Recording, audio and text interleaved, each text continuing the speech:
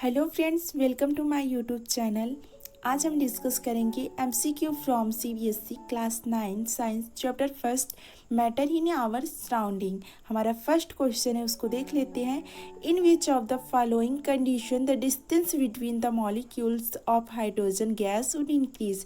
हमारे क्वेश्चन में पूछा गया है कि कौन सी कंडीशन ऐसे होंगे जिससे मॉलिक्यूल के बीच की डिस्टेंस को इंक्रीज किया जा सकता है। तो हमारा फर्स्ट ऑप्शन है, उसको देख लेते हैं। Increasing pressure on hydrogen contain in close container. ये हमारा ऑप्शन बिल्कुल नहीं बनता। इससे हमारे मॉलिक्यूल के बीच की डिस्टेंस इंक्रीज नहीं होगी। तो हमारा सेकेंड ऑप्शन देख लेते हैं। Some hydrogen gas leakage out of the container. ये ऑप्शन बन सकता है क्योंकि अगर कोई कंटेनर है उसमें से कुछ मॉलिक्यूल्स बाहर चले जाएंगे तो उनके बीच की डिस्टेंस इंक्रीज हो जाएंगी। तो हमारा थर्ड ऑप्शन है, देख लेते हैं। Increase the volume of container of hydrogen gas. जिस कंटेनर में रखा गया है उस कंटेनर के वॉल्यूम को बढ़ा देंगे तो वो ऑब्वियसली ही उनके बीच की डिस्टेंस इंक्रीज हो जाएगी। तो ये भी ऑप्शन हमारा बनता है। तो हम फोर्थ ऑप्शन देख लेते हैं। Adding more hydrogen gas to the container without increase the volume of container. ये ऑप्शन बिल्कुल नहीं होगा। इससे तो उनके बीच की डिस्टेंस इंक्रीज होने की जगह और भी कंजेस्टेड हो जाएंगी। तो हमारा second and third option is the correct. तो हम देख लेते हैं कौन सा ऑप्शन करेक्ट होगा। तो हमारे सी ऑप्शन में सेकेंड एंड थर्ड है, तो हमारा C option is the correct option. तो हम नेक्स्ट क्वेश्चन देख लेते हैं। हमारा नेक्स्ट क्वेश्चन है, when a gas jar full of air is placed upside down on the gas jar full of bromine vapour, the red bromine vapour of bromine from the lower jar go upward into the jar containing air in this experiment। तो आपको ये experiment मिल सकता है आपकी book में। क्या होता है एक्सपेरिमेंट में, एक कंटेनर होती है, उसके ऊपर भी कंटेनर रखा हुआ होता है। तो यहाँ पर ब्रोमाइन होता है। जब उसको स्टैंड पे रख के उसको हीट करते हैं तो क्या होता है, जो ब्रोमाइन मॉलिक्यूल्स होते हैं वो अपसाइड उसके पार्टिकल्स जाने लगते हैं। तो इसकी कंडीशन को बताना है। तो हमारा फर्स्ट ऑप्शन है, air is heavier than bromine. हमारा सेकेंड ऑप्शन है, both air and bromine have the same density. तो हमारा सेम डेंसिटी। तो हमारा सी ऑप्शन है, bromine is heavier than air. तो हमारा ये option is correct option of this question. तो हमारा ऑप्शन करेक्ट ऑप्शन मिल गया। तो हम नेक्स्ट क्वेश्चन डिस्कस कर लेते हैं। हमारा नेक्स्ट क्वेश्चन है, a form of matter has a no fixed shape but it has a fixed volume, an example of this form of matter. तो हमारे ये बहुत ही इजी क्वेश्चन है। No fixed shape and fixed volume, ये किस state की बात की गई है। मैटर के 3 स्टेट होते हैं, सॉलिड, लिक्विड एंड गैस। तो ये किस स्टेट की बात की गई है, ये हमारी लिक्विड स्टेट है। तो लिक्विड को हम पहचान लेते हैं तो हमको इजीली अपना आंसर फाइंड आउट हो जाएगा। तो फर्स्ट ऑप्शन है क्रिप्टॉन तो लिक्विड नहीं है। Kerosene is a liquid. हम जानते हैं कि जैसे कि कैरोसिन लिक्विड है तो हमारा ऑप्शन भी कैरोसिन ही होगा। तो हम देख लेते हैं अपना नेक्स्ट क्वेश्चन। हमारा नेक्स्ट क्वेश्चन है, which one of the following statements is not true. हमको पूरा क्वेश्चन पढ़ना है। हमारा है नॉट ट्रू। क्या होता है, जल्दी में हम ट्रू पढ़ लेते हैं तो हमारी मेन गलती यही क्वेश्चन में ही हो जाती है। तो हम अपने ऑप्शन को देख लेते हैं। हमारा फर्स्ट ऑप्शन है, the molecule in the solid vibrate about a fixed position. ये भी करेक्ट है। फिक्स्ड पोजीशन पे वाइब्रेट करती, इसीलिए तो उसके शेप जो होते हैं वो फिक्स्ड होते हैं। तो हमारा बी ऑप्शन है, molecule in a liquid are arrange in regular pattern. तो अगर हमारा लिक्विड जो है रेगुलर पैटर्न में अरेंज होगा तो उसके शेप भी फिक्स्ड होने चाहिए। तो इसका मतलब है ये ऑप्शन ट्रू नहीं है, लेकिन फिर भी हम डिस्कस कर लेते हैं आगे की भी ऑप्शन को। ऑप्शन नंबर सी है, a molecules in a gas exert negligible small force on each other except during collision। तो ये भी हमारा ऑप्शन ट्रू है।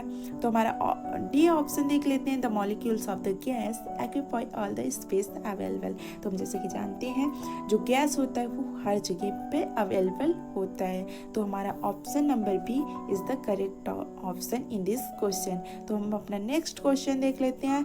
हमारा नेक्स्ट क्वेश्चन है the correct producer of heating iron sulfur mixture to prepare iron sulfide is। Iron sulphur को iron sulphide में convert करना है। तो हम अपना फर्स्ट ऑप्शन देख लेते हैं। हमारा फर्स्ट ऑप्शन है heat the powder mixture at the base of test tube using the blue flame throughout. हमारे इसमें ब्लू फ्लेम का यूज किया गया है। तो आगे के बी ऑप्शन भी देख लेते हैं, heat the iron fillings and sulfur mixture in the middle of the test tube using yellow flame throughout। तो हमारे इसमें ब्लू फ्लेम यूज किया गया है, इसमें येलो फ्लेम। आगे की ऑप्शन भी देख लेते हैं, heat the powder mixture at the top of test tube using orange flame to out. तो इसमें ऑरेंज फ्लेम का यूज किया गया है। Heat the iron filling sulphur mixture 3/4 quarters of the test tube using the red flame throughout. हमारा red flame का use किया गया है। तो मेनली फ्लेम की बात की गई, तो हमारा ब्लू फ्लेम है वो सबसे ज़्यादा हॉटेस्ट होता है, तो यही कन्वर्ट करेगा। तो option number A is the correct option in this question. तो हम अपना नेक्स्ट क्वेश्चन डिस्कस कर लेते हैं। हमारा नेक्स्ट क्वेश्चन है when a water at 0 degrees Celsius freezes to form ice at the same temperature of 0 degrees Celsius then it is। हमारे question में पूछा गया है कि 0 डिग्री सेल्सियस पे जब हम 0 डिग्री सेल्सियस करते हैं तो क्या बन जाता है, आइस बन जाता है। तो 0 डिग्री सेल्सियस क्या होता है, हमारा मेल्टिंग पॉइंट भी होता है। ओके, हमारा ये मेल्टिंग पॉइंट भी है। तो क्यों होता है, उसी टेम्परेचर पे आइस बन जाता है वाटर, उसी टेम्परेचर पे मेल्ट भी होने लगता है, उसको हमको रीज़न बताना है। तो हमारा फर्स्ट ऑप्शन है ऑब्जॉर्व सम हीट। ऑब्जॉर्व करेगा तो कैसे मेल्ट होगा, ये ऑप्शन बिल्कुल नहीं होगा। रिलीज सम हीट, ये हो सकता है क्योंकि अगर हमारा आइस है वो हीट को रिलीज कर देता है तो उसके जो पार्टिकल्स के अट्रैक्शन होते हैं वो बहुत ही लूज हो जाती है, जिससे वो दूर दूर जाने लगते हैं, तो आइस जो है वो मेल्ट होने लगता है। तो हमारा ऑप्शन मिल चुका है करेक्ट ऑप्शन। तो option number B is the correct option is this question. तो हम अपना नेक्स्ट क्वेश्चन डिस्कस कर लेते हैं। हमारा नेक्स्ट क्वेश्चन है when heat is constantly supplied by a burner to boiling water then the temperature of water during the vaporization। तो हम आपको इसको बताना चाहते हैं एक ग्राफ के थ्रू। हमारा समझ लीजिए एक ग्राफ है, यहाँ पर हमारा टेम्परेचर है, यहाँ पर हम हीट दे रहे हैं। तो क्या होगा, अगर हम सॉलिड को लेते हैं, हमारा हीट और टेम्परेचर दोनों बढ़ रहा है, तो एक पॉइंट ऐसा आएगा कि हम हीट देते रहेंगे लेकिन हमारा टेम्परेचर इंक्रीज नहीं होगा। तो क्या होगा, ये हमारी कौन सी पॉइंट होती है, ये हमारी होती है मेल्टिंग पॉइंट। ये हमारी होती है मेल्टिंग पॉइंट। तो हमारी वाटर जो लिक्विड बन जाती है, लिक्विड को फिर से हम हीट करना स्टार्ट कर देते हैं, तो जिससे हमारा टेम्परेचर भी इंक्रीज होता रहता है। फिर से एक पॉइंट ऐसा आता है जहाँ पर हम हीट तो देते रहते हैं लेकिन टेम्परेचर इंक्रीज नहीं होता। ये कौन सा पोजीशन होता है, ये हमारा वेपोराइजेशन होता है। वेपोराइजेशन फिर हमारा ये गैस में कन्वर्ट हो जाता है। अगर हम इसके अपोजिट करें तो हमारा गैस है, यहाँ पर हमारा अगर गैस को हम कूल करेंगे, कूलिंग देंगे, तो ये हमारा कंडेंसेशन होगा, लिक्विड में कन्वर्ट हो जाएगा। जब हम लिक्विड को कूल करेंगे तो हमारा ये हो जाएगा फ्रीजिंग हो जाएगा। तो ये हमारा हो जाएगा मेल्टिंग पॉइंट, ये हमारा हो जाएगा वेपोराइजेशन पॉइंट, तो या फिर बॉइलिंग पॉइंट भी हम कह सकते हैं। तो हमारा यही बताया गया है कि इस टाइम हमारा कैसा होगा टेम्परेचर। तो क्या होगा, फर्स्ट ऑप्शन है राइज वेरी स्लोली, राइज हो रहा है, नहीं हो रहा है। Rises rapidly until steam is produce, हमारा ये टेम्परेचर राइज ही नहीं हो रहा है हमारा कहाँ पर, बॉइलिंग ऑफ वाटर पॉइंट पे, ये हमारा वही सेम है टेम्परेचर, ये भी ऑप्शन नहीं होगा। First rises and then become constant, ये भी ऑप्शन नहीं बनता, तो हमारा does not rise at all. हमारा D option is the correct option in this question. तो हम अपना नेक्स्ट क्वेश्चन देख लेते हैं। आई होप आपको ये समझ में आ गया होगा। हम अपना नेक्स्ट क्वेश्चन देख लेते हैं। Which one of the following set of phenomena would increase on rising the temperature? तो हमारा टेम्परेचर से रिलेटेड क्वेश्चन फिर से आ गया। तो हमारा फर्स्ट ऑप्शन है diffusion, evaporation, compression of gas. ये हमारा ऑप्शन बिल्कुल नहीं होगा। Evaporation, compression of gas, solubility. ये सॉल्युबिलिटी कहाँ से आ गई, इसमें कहाँ से? तो हमारा सी ऑप्शन होगा evaporation, diffusion, expansion of gas. ये भी हमारा ऑप्शन